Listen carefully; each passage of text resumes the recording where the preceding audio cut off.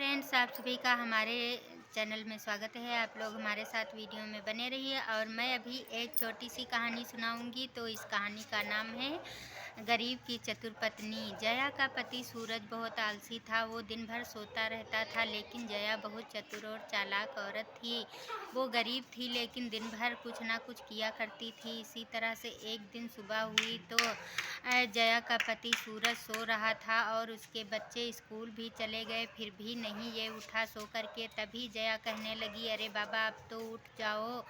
और सूरज खोपड़ी पे निकल आया है और अभी तुम सो रहे हो। तभी उसने कहा कि नहीं, अभी मुझे कुछ देर और सो लेने दो, और फिर से सो गया। फिर अब क्या, जया कहने लगी, अरे अब तो कुछ काम कर लो और खेतों में जो बीज डाले थे उनमें पानी तो दे दो।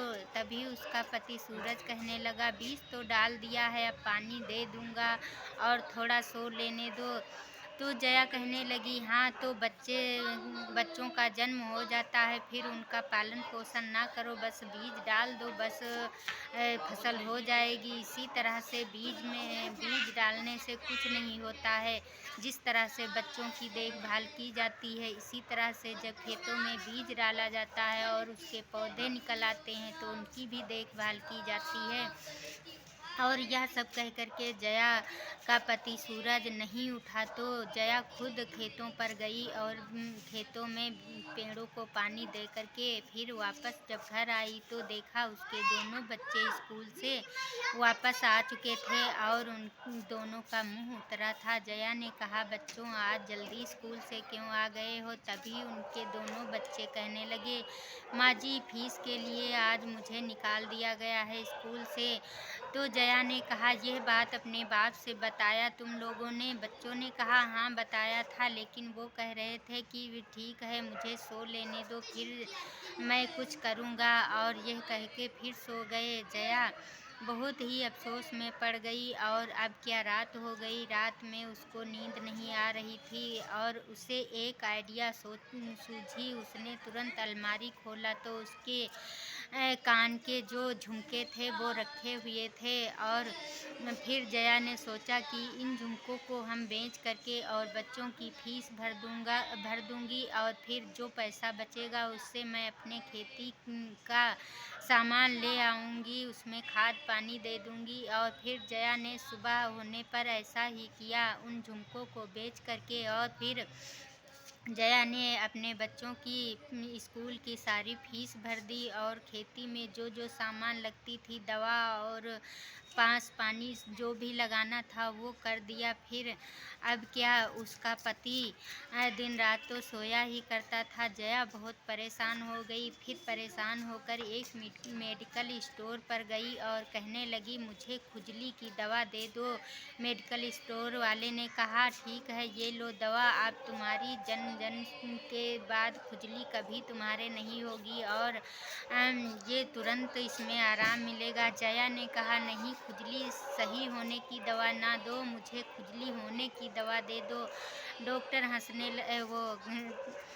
जो मेडिकल वाला था वो हंसने लगा और कहने लगा, हमें लगता है ये दवा आप अपनी सास के लिए लिए जा रही हो। जया ने कहा, ऐसा कुछ नहीं, मजाक नहीं करो, मुझे चुपचाप अगर दवा है तो दे दो।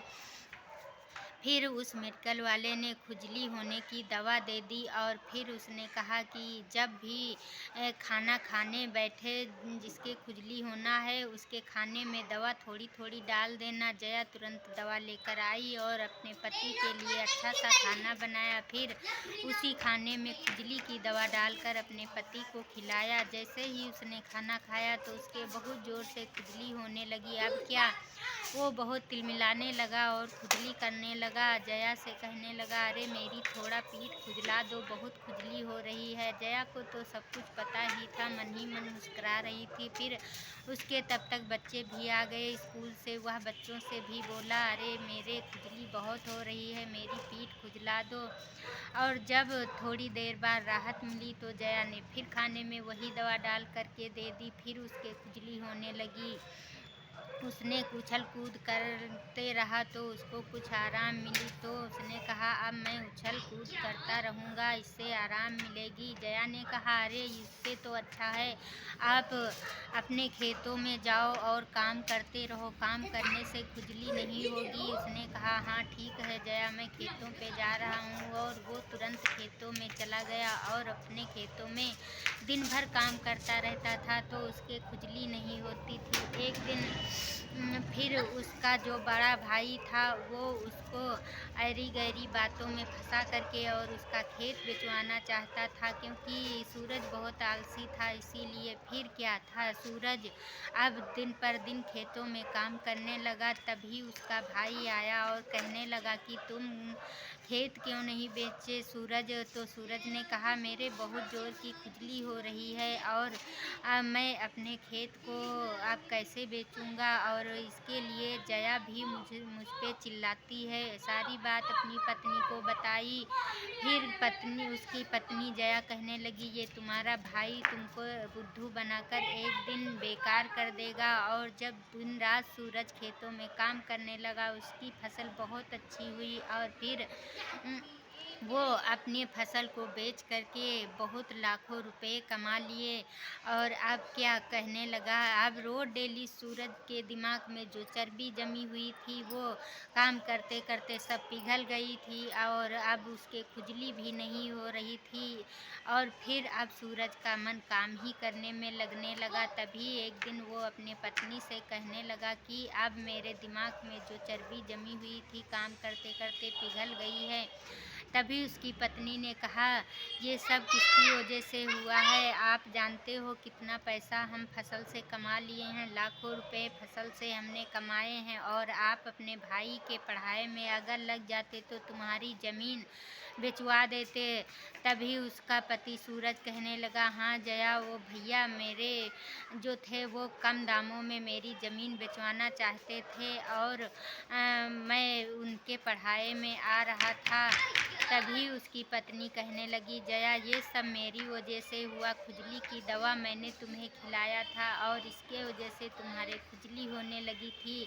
और फिर आप खुजली के चक्कर से काम करने लगे और आपका आलस भी ख़त्म हो गया। और कितना पैसा मैंने खेती से कमा लिया, खेती भी मेरे पास है।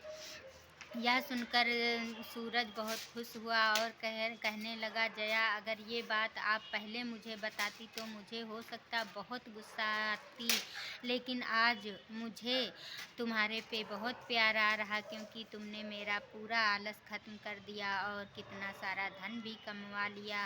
तो आज हम लोग बहुत खुश हैं। इसी तरह से वो सभी हंसी खुशी से रहने लगे और बढ़िया अच्छे से धनवान भी हो गए। तो आप लोग इस कहानी को सुनिएगा। अगर कहानी अच्छी लगे तो लाइक करना, कमेंट करके बताना मेरी कहानी कैसी लगती है। और प्लीज़ कहानी अच्छी लगे तो मेरे वीडियो को लाइक करना और चैनल को सब्सक्राइब ज़रूर करना। तब तक के लिए बाय बाय। अगली कहानी में आप लोगों का स्वागत रहेगा। तब तक के लिए बाय बाय।